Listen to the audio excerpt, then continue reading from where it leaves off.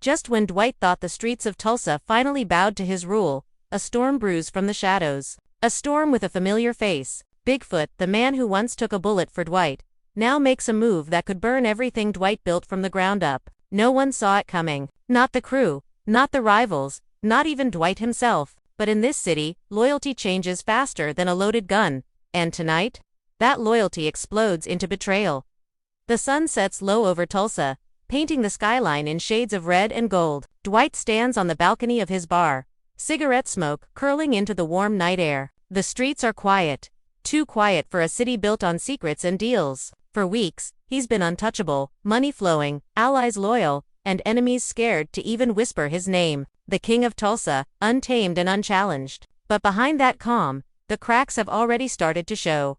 Bigfoot, Dwight's old war buddy turned right-hand man, moves through the city like a ghost. To most, he's a legend, the muscle behind Dwight's empire, the one man you don't cross. But lately, something in him has changed. He's distant, quieter, almost haunted. Dwight notices it, but brushes it off. In this life, everyone carries ghosts, and he figures Bigfoot's just wrestling with his own. He doesn't know that the real fight is happening behind closed doors, in dark rooms filled with whispers and promises Dwight never hears. In the heart of the city, a black SUV waits under a broken streetlight. Bigfoot steps inside without a word. Two men sit across from him, not Dwight's men, not from Tulsa either. They're outsiders, sharp suits, cold eyes, the kind of men who don't belong here. They're from Texas, the same syndicate that's been testing Dwight's borders for months. They offer Bigfoot something no one ever dared before: a way out. Freedom from the blood, the guilt, and the endless cycle of violence. All he has to do is give them Dwight's next move.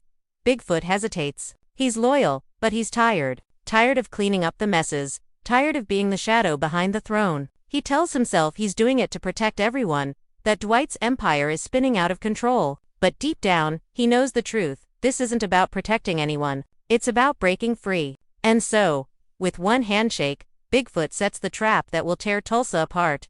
Across town, Dwight gets a call from Stacy, the woman who's been playing both sides since the beginning. Her voice is calm, but Dwight can hear the tension. The feds are moving closer, the heat is rising, and his enemies are growing bolder. He laughs it off, confident as ever. "Let 'em come," he says, flicking ash off his cigarette. "I built this city from nothing. I can handle a few suits." But even as he speaks, he feels a flicker of doubt. For the first time in a long time, Dwight senses something he hasn't felt since he got out of prison.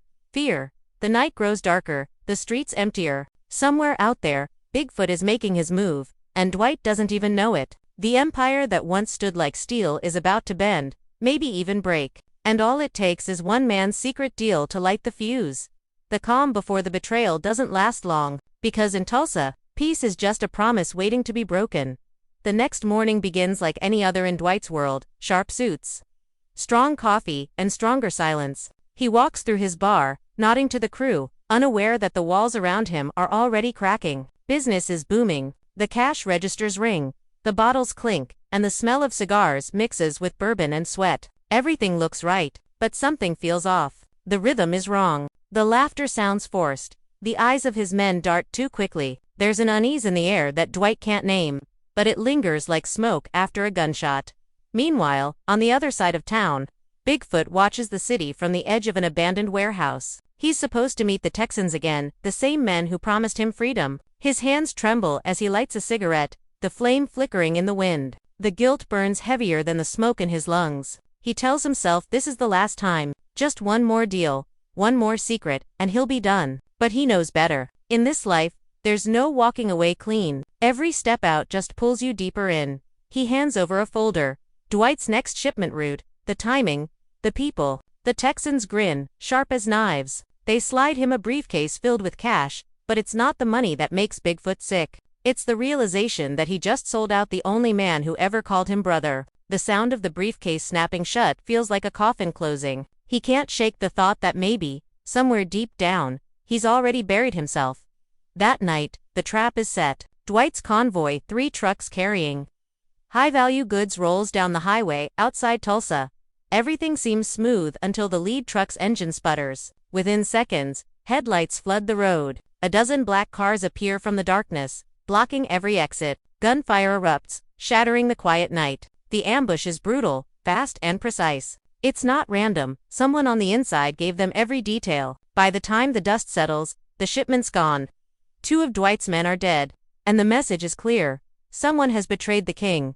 Dwight storms into his bar, fury simmering beneath his calm. He slams his fist against the table, sending glasses crashing to the floor. "Someone in this room sold me out," he growls, his voice low and cold. The room goes silent. Eyes drop, hearts race. Dwight's not a man who gives second chances. Every crew member swears loyalty. Every one of them looks guilty. But Dwight doesn't see Bigfoot, not yet. His most trusted ally hasn't shown up all night. Bigfoot, meanwhile, sits alone in his truck outside the city, staring at the money. The guilt gnaws at him until he can't breathe. He starts the engine, drives aimlessly through the empty streets. His mind replays every moment, every drink they shared, every fight they survived, every promise Dwight ever made. It wasn't supposed to go this far. He was supposed to protect the crew, not destroy them. He tells himself he'll fix it, that he'll make it right before it's too late. But he knows the truth. Dwight will find out. He always does. Back at the bar, Dwight pours himself a drink, the ice clinking in the glass like a countdown. He looks at the empty seat beside him, Bigfoot's seat, and the weight in his chest grows heavier. He doesn't say it out loud, but he already knows something's wrong. He can feel it in his bones, in that old instinct that's kept him alive this long. Betrayal always smells the same, like metal, sweat, and silence. As the night deepens, Dwight makes a call to one of his old contacts, someone who deals in whispers and shadows. Within hours, he'll have answers. And when he does, Tulsa will bleed. Because Dwight isn't just a businessman, he's a survivor. A man forged in fire and prison walls. You can take his money, his men, even his city. But the moment you take his trust, you sign your death warrant. Across town, thunder rolls over Tulsa, and Bigfoot drives into the storm. He grips the wheel tighter, rain pounding against the windshield like fate itself. The streets blur, the world fades, and all he can hear is Dwight's voice in his head. Loyalty is everything. Without it, you're nothing. And as lightning cuts across the sky, Bigfoot finally understands there's no escaping the king of Tulsa.